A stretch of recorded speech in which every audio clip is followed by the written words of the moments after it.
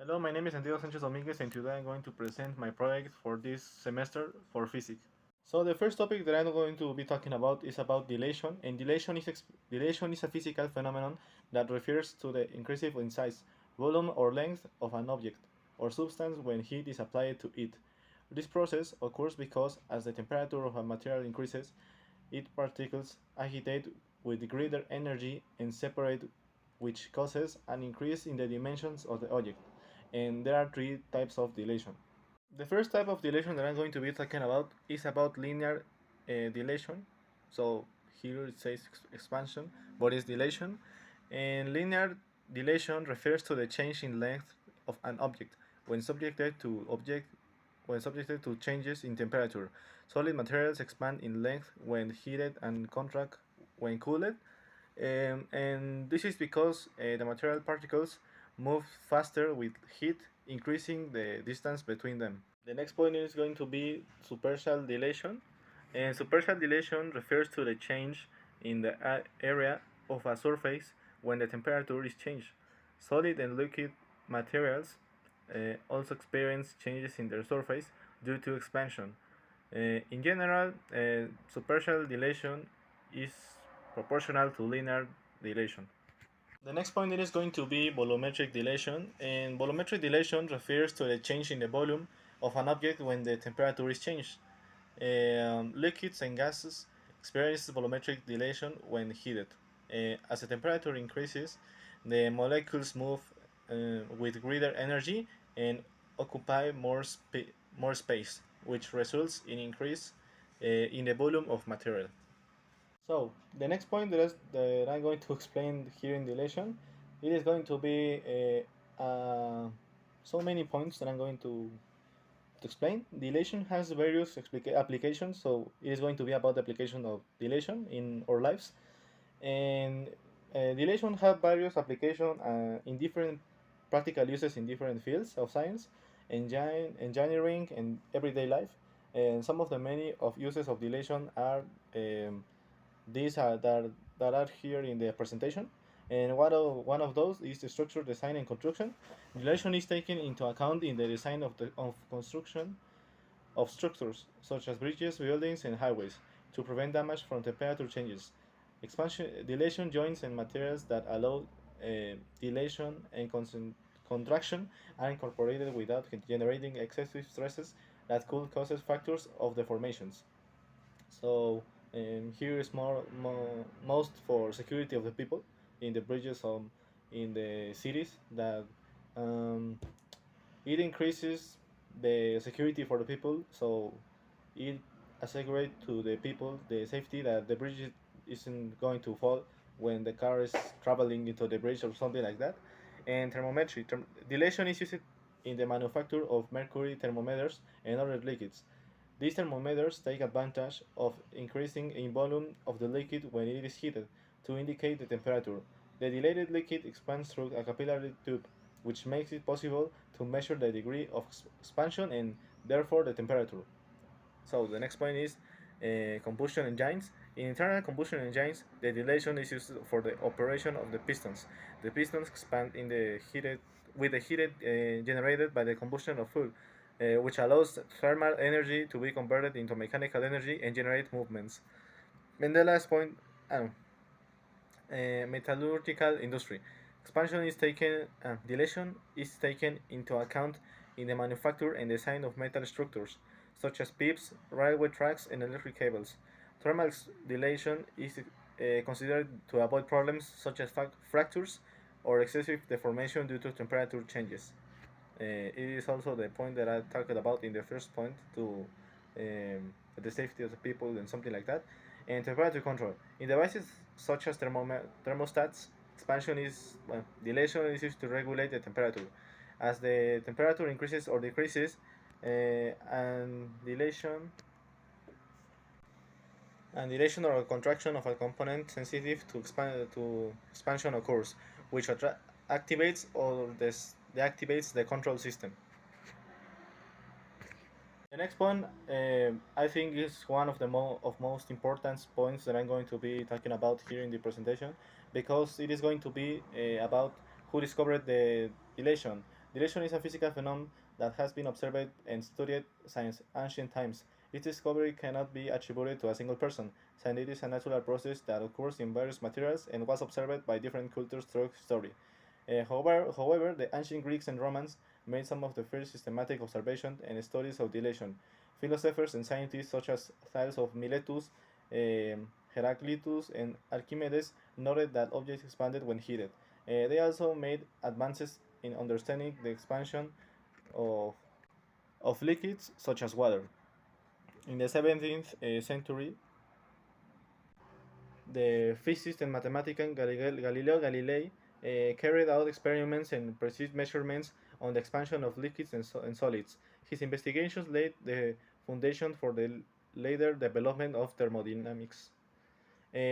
Subsequently, scientists such as Robert Boyle, Robert Hooke, and Joseph Fourier contributed to the study of dilation and established fundamental laws and principles related to this phenomenon. In summary, dilation as a natural phenomenon has been known and observed since ancient times, and its study and understanding have developed through history thanks to the contributions of various scientists and philosophers.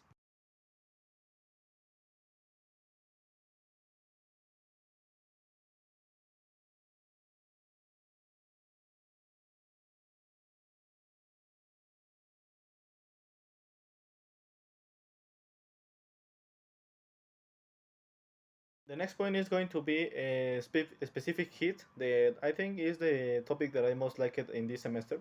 I'm going to be talking about the specific heat and other things.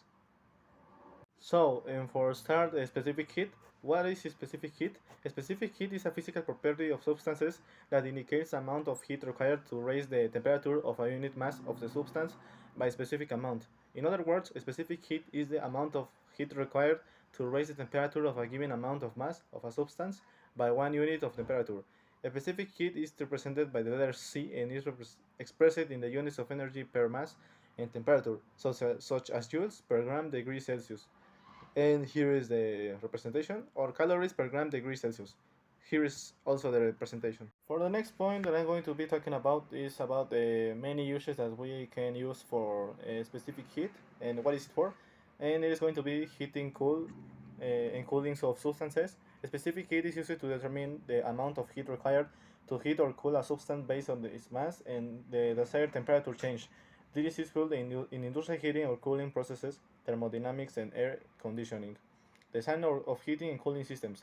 Knowing the specific heat of materials used in heating and cooling systems, the amount of thermal energy required or released in this process can be calculated. This helps in the proper design and system of HVAC systems. Heat storage and transfer. A specific heat is important in determining the amount of thermal energy substance can store. For example, it is used in the design of thermal storage materials, such as in solar energy storage systems of thermal batteries. Heating and cooling processes in the kitchen. In the kitchen, a specific heat is used to calculate the time and amount of energy required to heat or cool food and beverages. It allows determining the required power of household appliances such as stoves, ovens, and refrigerators to adequately carry out the cooking and refrigeration process. The next point that I'm going to be talking about of a specific heat is who discovered it, and the concept of a specific heat and its study is not attributed to a single discoverer, but has been developed over time through the contribution of various scientists and experiments. Some of the first work related to specific heat was done by the British scientist Joseph Black in the 1760s. Black conducted experiments with different substances and showed that the amount of heat required to raise the temperature of a substance depends on its mass and of the material itself. Later, in the 19th century, the French physicist Pierre-Louis Dulong and the French chemist Alex Therese Petit formulated the Dulong-Petit law, which establishes an approximate relationship between the specific heat and atomic mass of the elements. This law provided a general idea about the specific heat behavior of the statement elements. Throughout time, scientists and researchers have contributed to the study of a specific heat and have conducted the experiments to determine its values for different substances. Among them are Benjamin Thomson, Count Rumford, James Joule, Julius von Mayer, among others. In summary, the discovery and development of the concept of a specific heat has been the result of the efforts of various scientists over time, and it is not attributed to any one person in particular. The next point of which I'm going to be talking about is about why specific heat is important. And specific heat is important because it allows us to understand and predict how materials behave when receiving or losing heat. This property helps us design efficient heating and cooling systems, calculate the amount of energy required to change the temperature of a substance, and understand how heat is distributed in different processes. In addition, specific heat is essential in the kitchen since it allows us to determine the times and energy needed to cook or cool food correctly. In summary, a specific heat is crucial physical property that helps us understand and control heat transfer processes in various practical and scientific applications. The next point that I'm going to be talking about in this presentation is about heat and temperature. So for starting, what is heat and what is temperature? The first of all is what is heat. Heat is a form of energy that is transferred between bodies or systems due to a difference in temperature. It is an energy in transit that moves from a region or body with a higher temperature to a region or body with a lower temperature. When two objects or systems with different temperatures comes into contact, heat tends to flow from the hotter object to the cooler object. This heat transfer can occur through three mechanisms: conduction, heat transfer through a solid medium; convection, heat transfer through the movement of a fluid; and radiation, heat transfer in the forms of electromagnetic waves. The next point is going to be how heat is measured, and heat is measured of the units of energy, such as joules in the international system of units, or calories in the traditional system of units. And the concept of heat capacity is also used, which is the amount of heat necessary to raise the temperature of a substance by certain amount. And the last point for this presentation is going to be temperature. So, temperature is a quantitative measure of the intensity of heat or cold of a body or medium. It is a physical magnitude that indicates the degree of agitation of the particles that make up a substance, and it is related to the average kinetic energy of these particles. And how is temperature measured? Temperature is expressed in temperature units such as degrees Celsius, degrees Fahrenheit, or Kelvin. Sorry. Absolute zero, which corresponds to minus 273.15 Celsius or 0 Kelvin. It is the lowest possible temperature and represents the total absence of thermal energy. Temperature can be measured using thermometers or other temperature measuring devices. These instruments take advantage of the physical properties of materials, such as thermal expansion or changes in electrical properties to make the measurement. Temperatures influences a wide variety of phenomena and processes in nature in our daily lives. For example, it affects the expansion and contraction of objects, the speed of chemical reactions, the evaporation of liquids, the behavior of gases, and the distribution of energy in systems. It is important to note that temperature is a relative measurement and does not indicate the total amount of heat in a body. Heat, as mentioned above, is energy in transit due to a temperature difference, while temperature is the measure of the intensity of that heat. So, and I think it is going. The next point it is going to be, I think, the most important point in here in temperature and heat, and it is going to be the difference between both, because here in the world exist people that cannot say to you which is the difference between temperature and heat. And so temperature is a quantitative measure of the intensity of heat or cold, while heat is energy in transit due to a difference in temperature. Temperature is an intrinsic property of a substance, while heat is a transfer of thermal energy between objects or systems. And for the last point of this presentation, I am going to say my reflection about these topics that I spoke here in the presentation. And dilation specific heat, temperature, and heat are fundamental concepts in physics and thermodynamics and are of great importance in various fields. Dilation is important because it allows us to understand how materials expand or contract in response to the changes in temperature. This property is used in engineering and construction to design structures that can withstand dimensional variations caused by thermal expansion. The specific heat is relevant because it allows us to calculate the amount of energy needed to change the temperature of a substance. It is essential in the design of heating, cooling, and thermal energy storage systems, as well as in cooking and food preparation. Temperature is fundamental to understanding the thermal behavior of objects and substances It helps us measure and control the intensity of heat. It is related to the average kinetic energy of the particles in a system. Temperature influences physical, chemical, and biological processes. It is essential in areas such as air conditioning, medicine, meteorology, and scientific research in general. Heat, for its part, is a form of energy in transit that is transferred between bodies or systems due to a temperature difference. It is crucial in thermal energy transfer processes, such as heating and cooling, power generation, and air conditioning systems. Understanding how heat moves and how it affects materials is essential to optimizing energy efficiency and the design of various systems and processes.